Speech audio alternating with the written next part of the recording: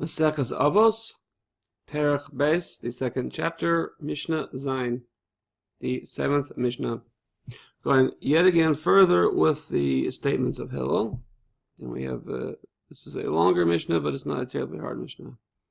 Hu haya omer, he used to say, Hillel used to say, Marbe basar, marbe rima. The more you increase your flesh, the more you increase the worms.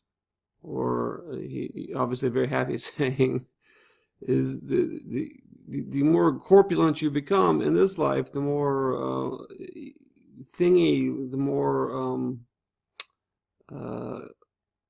gashmistic we would say it in Hebrew. Marbe rima, the more you increase worms.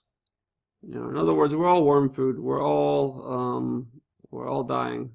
So it's a happy thought, but it's true. So so the more we are immersed in this world, the more sort of rot we leave behind. So he's going to continue on with a ongoing happy note, and then there'll be a turn halfway through. Marbe nekasim, somebody who increases his nekasim, his possessions. Marbe daga, he increases his worry, which is true. Marbe nashim, somebody who increases his wives. Marbe kshafim, he increases kshafim, sort of says witchery here. So we're always sexual connotations with witchery, multiple wives. Each of the wives, if you had multiple wives, different wives would attempt to be the favorite wife. So there were always attempts at leading the man of the house this way or that way by the wives. And of course, that was not based on anything true, any kind of not necessarily true romantic feelings or love. Frequently, I think it was probably based on just the competitive nature between the women, and as such, things were done. Whatever the case, this definitely is not how you want this to go in your house. So the more you have this in the house, the more confusion you bring into your home in that manner, the more trouble you make for yourself and also for your wives. Of course, we don't really have multiple wives today, so that's a moot point. Okay, marba shvachos, and if we increase shvachos, the maid servants, the women in our employ, as in our personal employee and around us, marba zima, that will increase the desire, unsavory desire. It will create problems. Fine. Let's go further. Marba avadim, somebody increases slaves or servants. Marba gazel, he will increase theft. A lot of commentators say that the servants will steal from you, from the householder. But I think also it's likely that the more people you have an obligation to, the less likely you're going to be able to live up to those obligations. So it is very likely that you're the one actually stealing from them. So because even in the Torah notion of slavery, the householder had obligations to the people that were under him. So if he didn't meet those obligations, then he was wrong. It was accounted as a sin for him. So either way, either the people under the householder are stealing from him, or perhaps because he's not living up to his obligations, he's stealing from them. I think either works well. And again, it's a bit of a moot point. We don't have that institution anymore, but we do have people in our employ, and I think that in a sense, the same dynamic holds up. That if we don't live up to our obligations to the people in our employ, then we, in a sense, are stealing from them. Okay, fine. Further, Marbe Torah, somebody who increases his Torah, somebody who increases his learning, his Torah actions. Marbe Chaim, he increases life. He increases his life. He increases the goodness in the world. He increases the goodness in his life.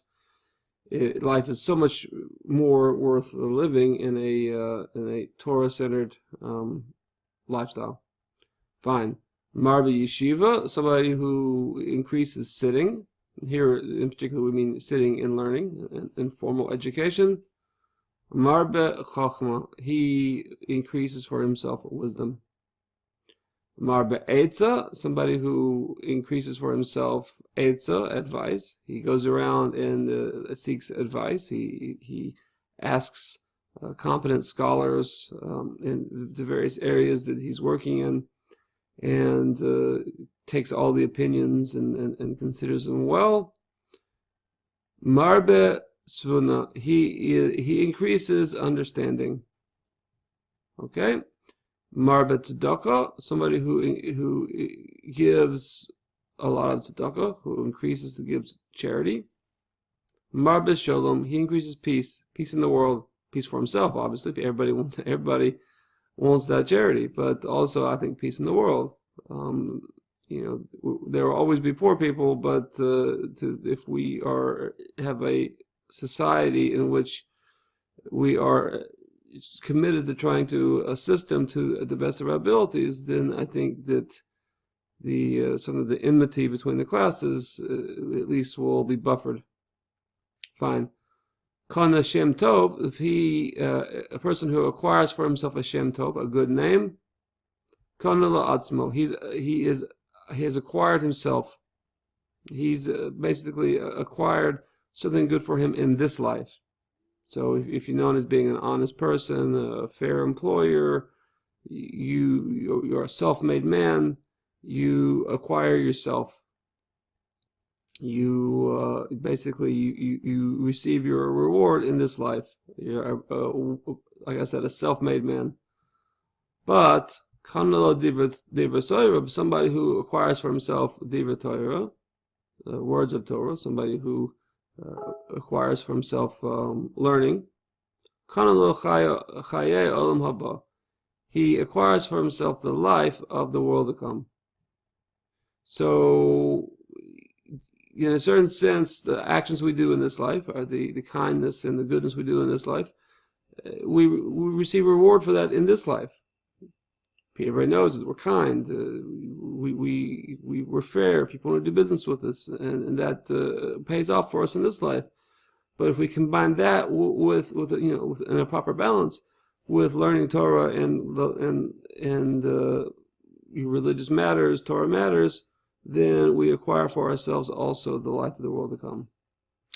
Okay, that was that. I'm glad that Hillel made more of a positive turn towards the end of this Mishnah. It always strikes me how sort of sad the first half of the Mishnah is. I guess there's no other way to talk about that topic.